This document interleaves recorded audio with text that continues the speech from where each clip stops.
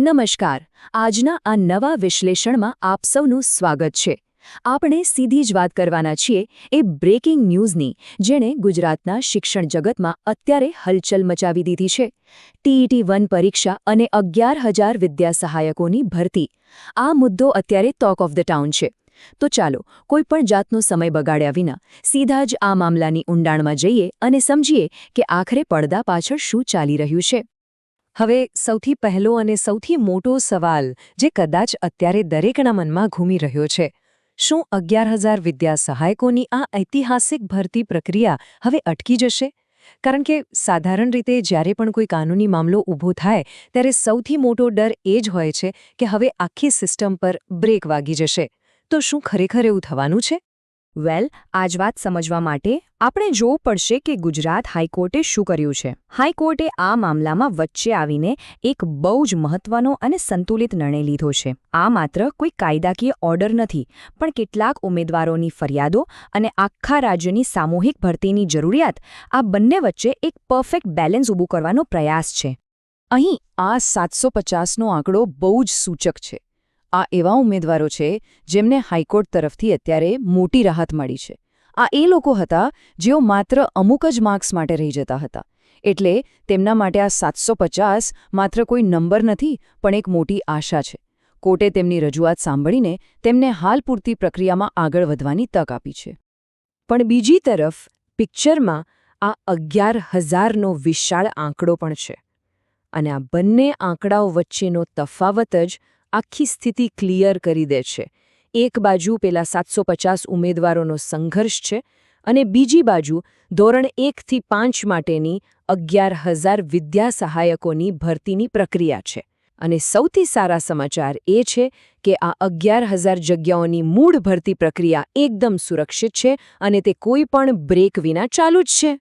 વિભાગ 1. વિવાદનું મૂળ. આ અરજી આખરે કેમ થઈ? આપણે કોઈ પણ પક્ષ લીધા વગર ખાલી હકીકતો પર નજર કરીએ તો આ ઉમેદવારોની મુખ્ય 3 ફરિયાદો હતી. પહેલી, આન્સર કી એટલે કે સત્તાવાર જવાબોમાં રહેલી ભૂલો. બીજી, ટ્રાન્સલેશન એટલે કે ભાષાંતરની ખામીઓ, જેના લીધે પ્રશ્નોના અર્થ જ બદલાઈ જતા હતા. અને ત્રીજી, કેટલાક પ્રશ્નોમાં થયેલી ગડબડ. બસ આ જ 3 કારણોસર ઉમેદવારોએ ન્યાયની માંગણી સાથે કોર્ટના દરવાજા ખખડાવ્યા હતા.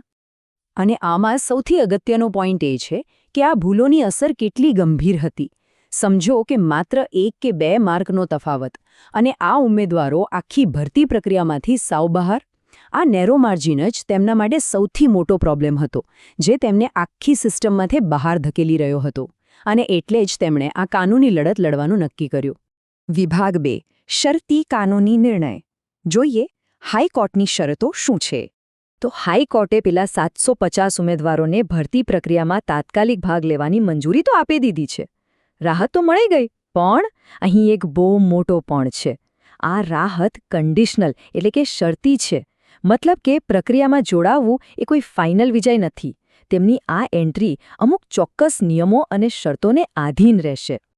હવે સૌથી રસપ્રદ વાત એ છે કે આ શરતી રાહત મેળવવા માટે ઉમેદવારોએ કોર્ટમાં એક અંડરટેકિંગ એટલે કે લેખિત બાંહેધરી આપવી પડશે.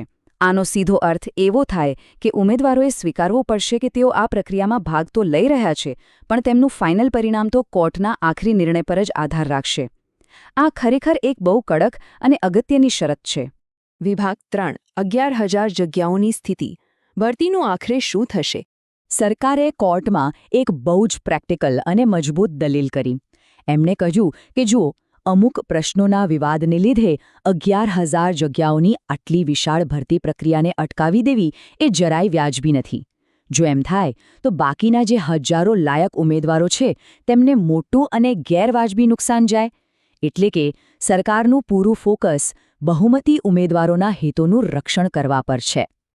અહીં એ યાદ અપાવવું પણ જરૂરી છે કે ધોરણ 1 થી 5ના વર્ગખંડોમાં વિદ્યા સહાયક બનવા માટે TET-1ની પરીક્ષા પાસ કરવી એ એકદમ ફરજિયાત અને પાયાની લાયકાત છે. આ એક એવો દરવાજો છે જે પસાર કર્યા વિના એન્ટ્રી શક્ય જ નથી. અને આ જ કારણસર આ પરીક્ષાના માર્ક્સ અને તેને લગતો વિવાદ આટલો બધો સેન્સિટિવ અને નિર્ણાયક બની જાય છે. વિભાગ 4. વોટ હેપન્સ નેક્સ્ટ એટલે કે હવે આગળ શું? અત્યારની પરિસ્થિતિ જોતા ભરતી પ્રક્રિયા બિલકુલ પોઝિટિવ દિશામાં આગળ વધી રહી છે. હવે પછી મુખ્યત્વે 2 સ્ટેપ્સ જોવા મળશે. પહેલું, જિલ્લા પસંદગી, જેમાં ઉમેદવારો પોતાના પ્રેફરન્સ આપશે. અને બીજું, સૌથી અગત્યનું, ડોક્યુમેન્ટ વેરિફિકેશન. આ દર્શાવે છે કે સરકારનું કામકાજ રોકાયું નથી, એ સતત ચાલુ જ છે.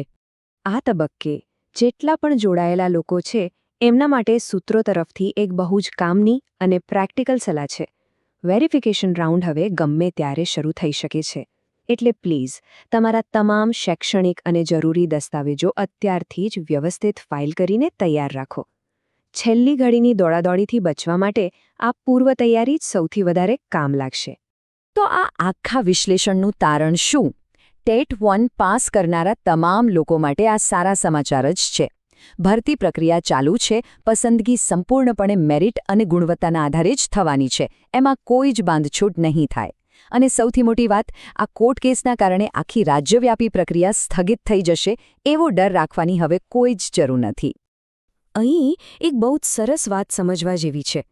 એક તરફ છે વ્યક્તિગત સ્તરે થતી ખામીઓને સુધારીને લોકોને સાચો ન્યાય એટલે કે ફેરનેસ અપાવવી, અને બીજી તરફ છે હજારો ખાલી પડેલી જગ્યાઓ પર સમયસર શિક્ષકો પહોંચાડીને સિસ્ટમની વહીવટી એફિશિયન્સી જાળવવી. કાનૂની પ્રણાલી અને સરકાર, આ બંને બાબતો વચ્ચે કેવી રીતે બેલેન્સ જાળવે છે તે ખરેખર જોવું રસપ્રદ છે. આજના આ વિશ્લેષણના અંતે હું એક સવાલ ચોક્કસ મૂકી જવા માંગીશ. કોઈ પણ સરકારી સિસ્ટમ એક બાજુ વ્યક્તિગત કાનૂની ન્યાય અને બીજી બાજુ હજારો વર્ગખંડોને તાત્કાલિક શિક્ષકોથી ભરવાની રાજ્યવ્યાપી જરૂરિયાત, આ બંને વચ્ચે સંપૂર્ણ સંતુલન આખરે કેવી રીતે જાળવી શકે? આ માત્ર એક ભરતીનો સવાલ નથી, પણ આપણી આખી લોકશાહી પ્રણાલીની એક બહુ મોટી પરીક્ષા છે. વિચારજો આના પર. આજના વિશ્લેષણમાં જોડાવા બદલ આપ સૌનો ખૂબ ખૂબ આભાર.